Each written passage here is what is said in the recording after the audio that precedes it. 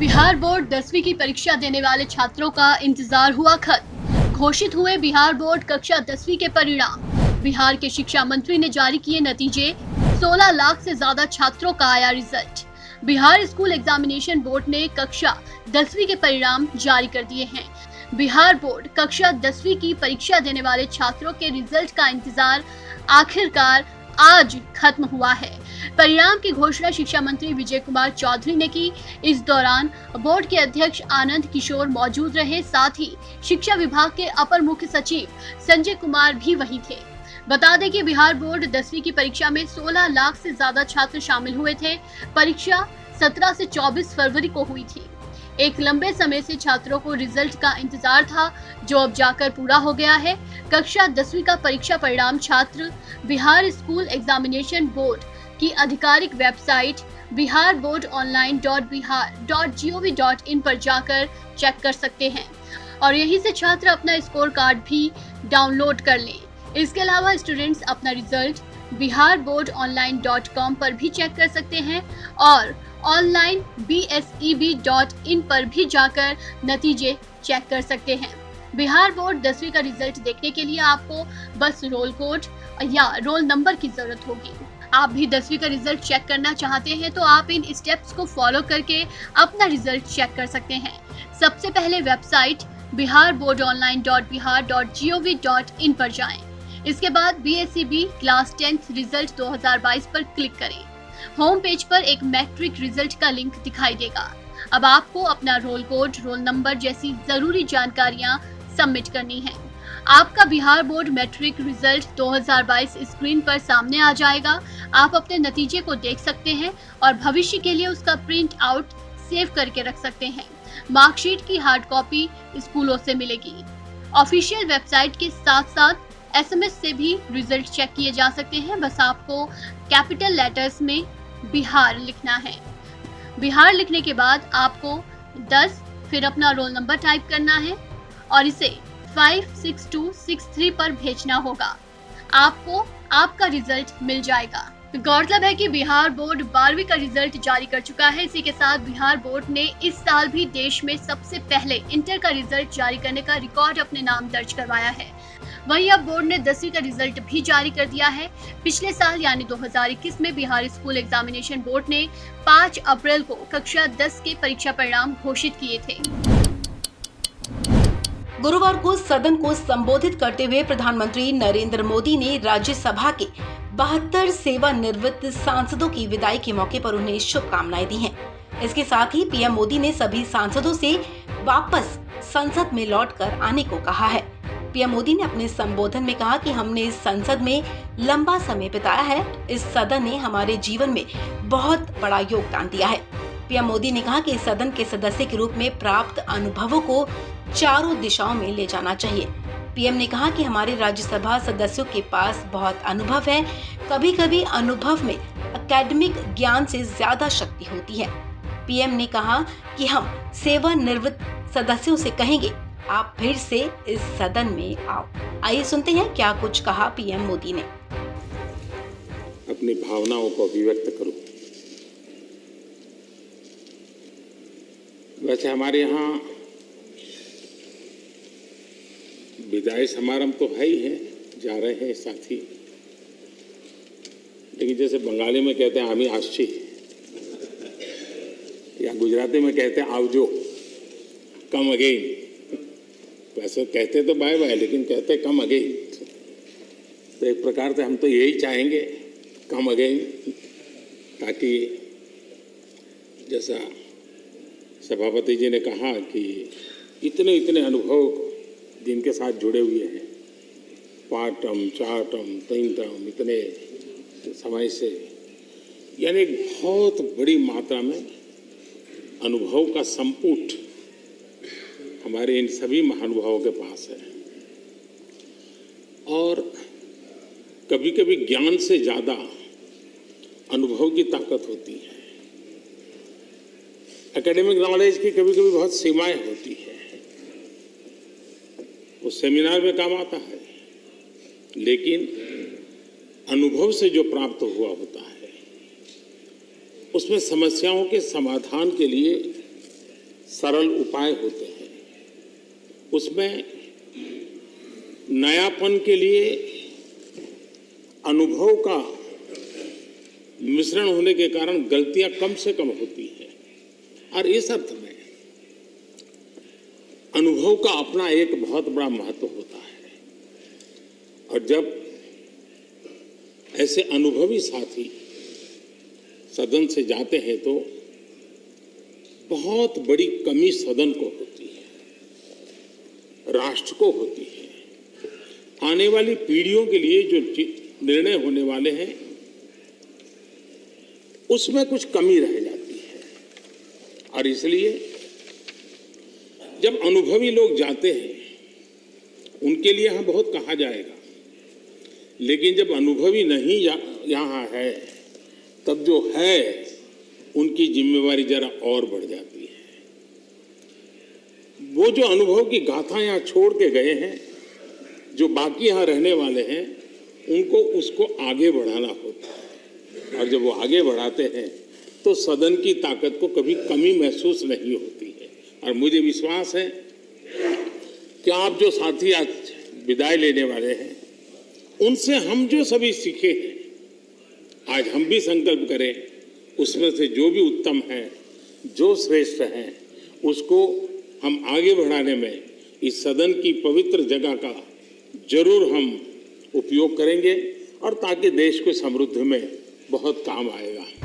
गौरतलब है कि साल 2022 में राज्यसभा से 72 सांसद रिटायर हो रहे हैं। रिटायर होने वाले राज्यसभा सदस्यों में कपिल सिब्बल, निर्मला सीतारमण, सुब्रमण्यम स्वामी, संजय राउत, पी चिदम्बरम, पीयूष गोयल, रूपा गांगुली और जयराम रमेश का नाम शामिल है। लगातार पेट्रोल डीजल की बढ़ती कीमतों के खिलाफ कांग्रेस आज देश भर में प्रदर्शन कर रही है। इसी बीच अब राहुल गांधी समेत कई कांग्रेस नेताओं ने केंद्र सरकार के खिलाफ विजय चौक पर प्रदर्शन किया और रोजाना तेल के बढ़ते दामों के खिलाफ विरोध जताया और केंद्र सरकार के खिलाफ नारेबाजी की। इस दौरान राहुल गांधी के साथ कई वरिष्ठ नेता भी मौजूद रहे। वहीं पेट्रोल डीजल के बढ़ते दामों पर राहुल गांधी ने क्या कुछ कहा सुनाएंगे आपको, लेकिन उससे पहले ये वीडियो देखिए।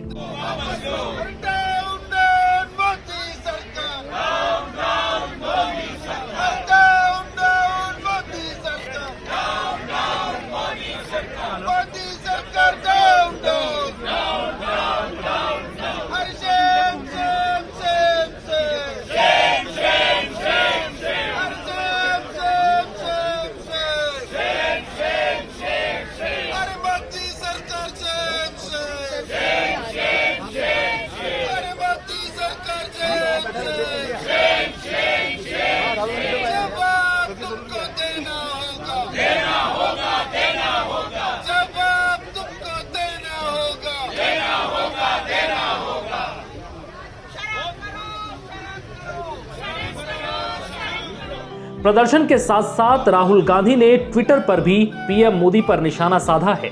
उन्होंने लिखा, अफगानिस्तान में पेट्रोल 66 रुपए 99 पैसे, पाकिस्तान में 62 रुपए 38 पैसे, श्रीलंका में 72 रुपए 96 पैसे, बांग्लादेश में 78 रुपए 53 पैसे, भूटान में 86 रुपए 28 पैसे, नेपाल में 97 रुपए 5 पैसे और भारत में 101 रुपए 81 पैसे प्रति लीटर है। और इसके साथ ही पीएम मोदी पर तंज कसते हुए लिखा, प्रश्न ना पूछो फकीर से, कैमरे पर बांटे ज्ञान, जुमलों से भरा झूला लेकर लूटे हिंदुस्तान। विजय चौक पर राहुल गांधी ने कहा कि पिछले 10 दिन में 9 बार पेट्रोल डीजल के दाम बढ़ाए गए हैं और इसका परिणाम मध्यम वर्ग और गरीब लोगों पर पड़ता है। हमारी मांग है कि सरकार पेट्रोल डीजल के दाम को बढ़ाना बंद करे। आज यहाँ हमारे कांग्रेस पार्टी के एमपीज और देश में हर स्टेट में, हर कैपिटल में, डिस्ट्रिक्ट्स और ब्लॉक्स में कांग्रेस पार्टी जो प्राइस राइज है और खासतौर से जो पेट्रोल और डीजल की प्राइस राइज है उस पर एजिटेशन कर रही है। पिछले 10 दिन में 9 बार पेट्रोल और डीजल के प्राइसेस बढ़ाए गए हैं और इसकी चोट डायरेक्टली सबसे गरीब मिडिल क्लास लोगों को पड़ती है। हमारी मांग है कि ये जो प्राइसेस बढ़ती जा रही हैं, महंगाई बढ़ती जा रही है और जो पेट्रोल और डीजल के दाम बढ़ते जा रहे हैं, इनको सरकार कंट्रोल करे और पेट्रोल और डीजल के दाम बढ़ाना बंद करे। तो इसलिए हम सब यहाँ आए हैं। पूरे देश में ये हमारा प्रोटेस्ट चलेगा, काफी दिनों के लिए चलेगा। कांग्रेस के प्रदर्शन पर केंद्रीय मंत्री मुख्तार अब्बास नकवी ने निशाना साधा। उन्होंने लिखा, कांग्रेस के लोगों को इतनी मेहनत करने की जरूरत नहीं है। वो मनमोहन सिंह के घर तक पदयात्रा करें, तब उनको समझ आएगा कि महंगाई क्यों बढ़ी थी। आज महंगाई सप्लाई चेन और युद्ध की वजह से बढ़ी है। यूके में 20% से ज्यादा महंगाई बढ़ी है। देश में पेट्रोल डीजल के बढ़ते दाम रुकने का नाम नहीं ले रहे हैं। हर सुबह आंखें खुलती हैं तो पहली खबर यही मिलती है कि आज फिर से पेट्रोल डीजल के दामों में बढ़ोतरी हो गई है। गुरुवार को भी पेट्रोल डीजल के दामों में वृद्धि हुई है। हालात ये है कि पिछले 10 दिनों में पेट्रोल डीजल के दामों में 9 बार बढ़ोतरी हो चुकी है। इसे लेकर कांग्रेस नेता राहुल गांधी ने केंद्र सरकार पर जमकर हमला बोला। दरअसल राहुल गांधी ने गुरुवार को ट्वीट किया और उन्होंने अपनी ट्वीट में लिखा, प्रश्न ना पूछो फकीर से, कैमरा पर बांटे ज्ञान, जुमलों से भरा झोला लेकर लूटे हिंदुस्तान। इसके साथ ही राहुल गांधी ने कई देशों में पेट्रोल की कीमतों को भी बताया है। राहुल गांधी ने भारत के पड़ोसी देशों में पेट्रोल की कीमतों की तुलना भारत से की है और केंद्र की मोदी सरकार पर तंज कसा है। वहीं दूसरी तरफ कांग्रेस नेता अधीर रंजन चौधरी ने भी केंद्र सरकार पर तीखा हमला बोला है। ये प्रोटेस्ट सारे हिंदुस्तान में आज मोदी की सरकार जिस तरीके की आम लोगों की जेब में डाका डाल रहे हैं, रोजाना तेल की जो मूल्य वृद्धि हो रहे हैं, पिछले 10 दिनों में 9 दफे हिंदुस्तान के इतिहास में एक और रिकॉर्ड बना दिया मोदी जी ने तेल की दाम की वृद्धि को लेकर। तो इसके खिलाफ क्या करें जब हर घर में आग लग चुकी है, महंगाई की मार में झेल रहे आम लोग, जब आसमान छू रहे हैं बाजार में सारे सामानों की दाम, तो इस समय हमें तो बैठने का कोई सुविधा नहीं होना चाहिए। इसलिए मैं आंदोलन छेड़ना चाहते हैं, इसके विरोध करना चाहते हैं और इसी के चलते हम लोग सोचा कि चलिए हम विजय चौक में जाकर मोदी जी की कम से कम ध्यान तो आकर्षण करें कि वो कुछ दया तो करे हिंदुस्तान के आम लोगों पे। जब चुनाव थे 5 राज्य में, उसी समय हम लोग अंदेशा लगाए थे कि ये चुनाव खत्म होते ही मोदी जी की असली रूप निकल जाएगी। मोदी जी के असली स्वरूप निकल चुके हैं। 137 दिन के बाद रोजाना धड़ल्ले से मर्जी से अपने ये दाम की इजाफा करते जा रहे हैं। उनकी ये ध्यान नहीं है कि ये जो दाम की इजाफा हो रहा है, इसमें आम लोगों की कितने परेशानियां, कितने तकलीफ को झेलना पड़ते, इनके कोई अंदाज उनसे नहीं है। सर, मांग क्या आप लोगों की और आज का सदन में भी रोल बैक करो। दरअसल आंकड़ों की बात करें तो पेट्रोल और डीजल की कीमतों में 10 दिनों के अंदर कुल 6 रुपए 40 पैसे प्रति लीटर की वृद्धि हुई है। तेल कंपनियों ने 22 मार्च से दामों में बढ़ोतरी शुरू की। हालांकि 24 मार्च को दामों में बढ़ोतरी नहीं की गई। इसके बाद लगातार विरोध प्रदर्शन किया जा रहा है।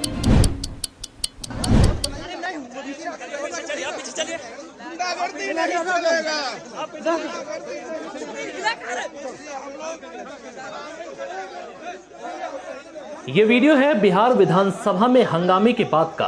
गुरुवार को विधानसभा में राज्य में कानून व्यवस्था के हालात को लेकर जबरदस्त हंगामा हुआ, जिसके बाद मार्शलों ने हंगामा कर रहे सीपीआई-एम के 8 विधायकों को उठाकर बाहर निकाल दिया।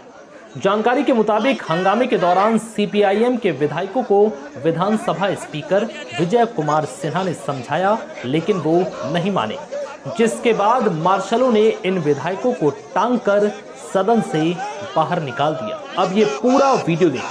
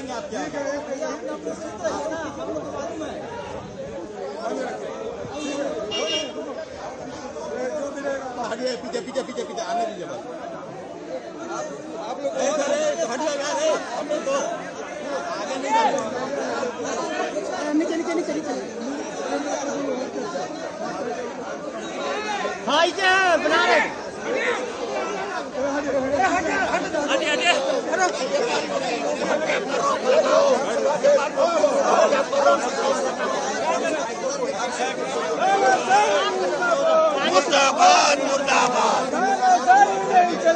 नहीं चलेगा नहीं चलेगा।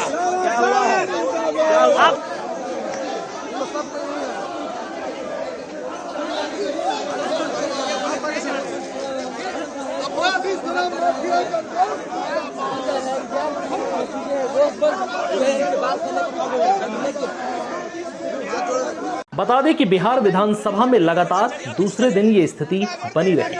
बुधवार को भी विधानसभा में हंगामे के बाद ओवैसी की पार्टी AIMIM के विधायकों को सदन से बाहर निकाला गया था। आज बिहार विधानसभा के बजट सत्र का आखिरी दिन है। गुरुवार को राज्य में कानून व्यवस्था स्थिति को लेकर CPI-M के विधायकों ने जमकर हंगामा किया, जिसके बाद मार्शलों द्वारा उन्हें विधानसभा से बाहर निकलवा दिया गया। बता दें कि CPI-M के विधायक वीरेंद्र गुप्ता ने कहा है कि हम लोग राज्य में बिगड़ती कानून व्यवस्था पर सदन में बहस चाहते थे, लेकिन सरकार बहस के लिए तैयार नहीं थी। फिलहाल इस वीडियो में इतना ही। नमस्कार।